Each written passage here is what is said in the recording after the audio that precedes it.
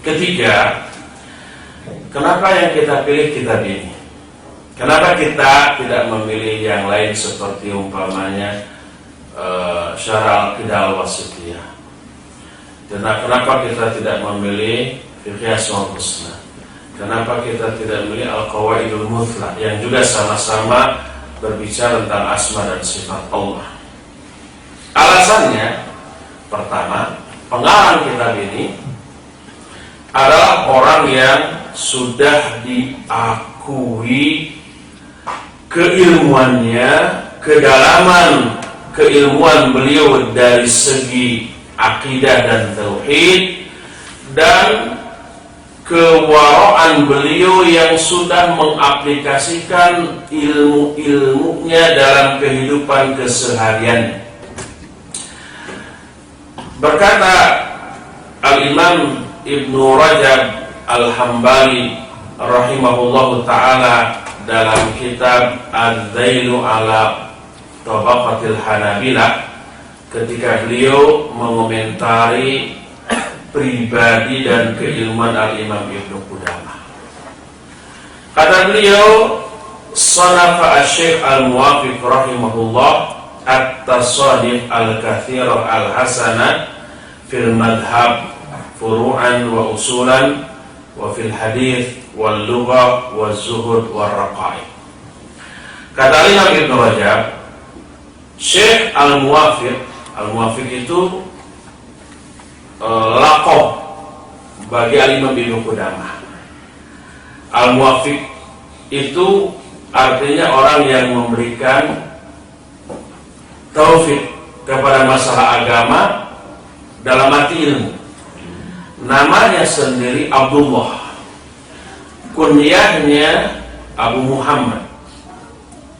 Dia memiliki anak namanya Muhammad, beliau sendiri namanya Abdullah, ayahnya namanya Ahmad, kakeknya namanya Muhammad, dan buyutnya namanya Qudamah.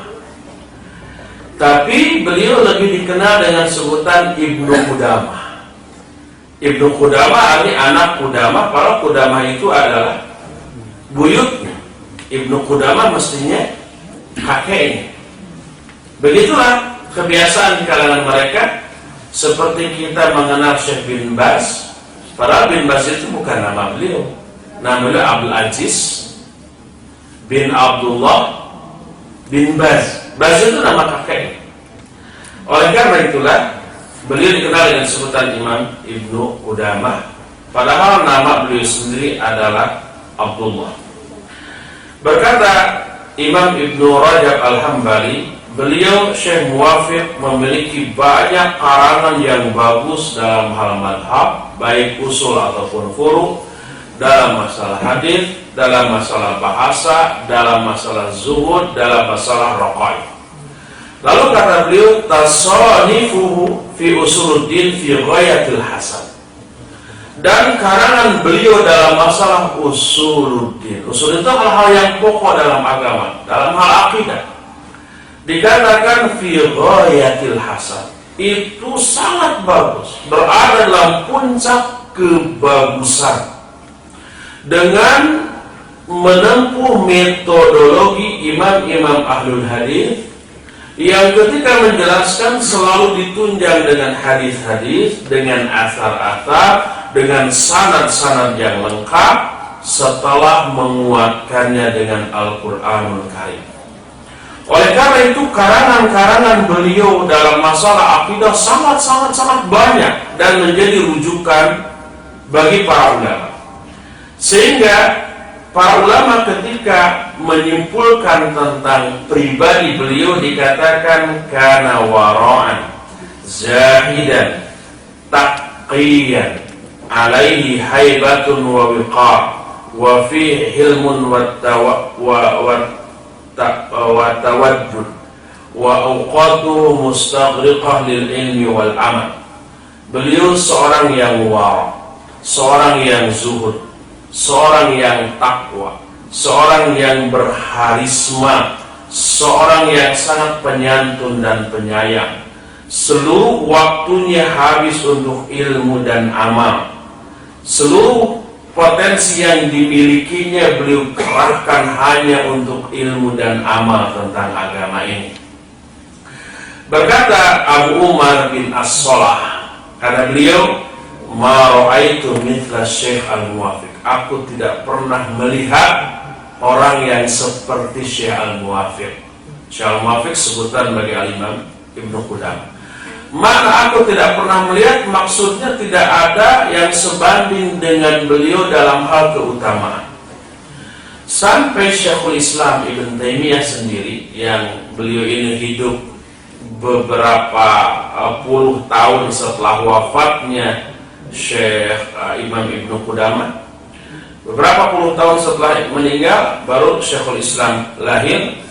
Kata Imam Ibnu Taimiyah, ma dakhala Syam ba'da al-Auza'i afqahu min Syekh Al-Muwafiq. Tidak pernah ada orang yang masuk ke negeri Syam setelah Imam Al-Auza'i yang lebih faqih dibanding Syekh Al-Muwafiq Imam Ibnu Qudamah. Berkata Imam Al-Mundhiri, beliau Imam Ibnu Qudamah adalah seorang yang faqih, seorang imam, seorang muhaddits, afta wa darrasa wa sannafa fil fiqhi wa ghairihi min al-musannafat.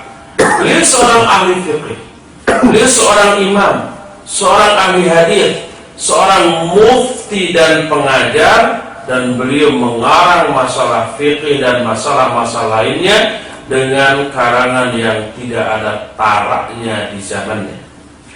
Berkata Imam Az-Zahabi, ahadul a'immatul a'lam, sahibut tasani.